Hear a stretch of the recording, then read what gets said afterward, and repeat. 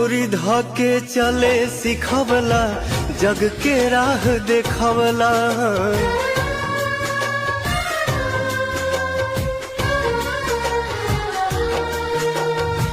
अंगुरी धके चले सिखवला, जग के राह देखवला। कहानी मन कहा बाउर एक एक बात बतवला। कहानी मन कहा बाउर एक एक बात बतवला। अब ता कुछ न बुझाता हमके, कुछ न सोहाता। याद रही रही के अंतिम विदाई आवता। मन लागत नइखे कतही हमर बाबूजी।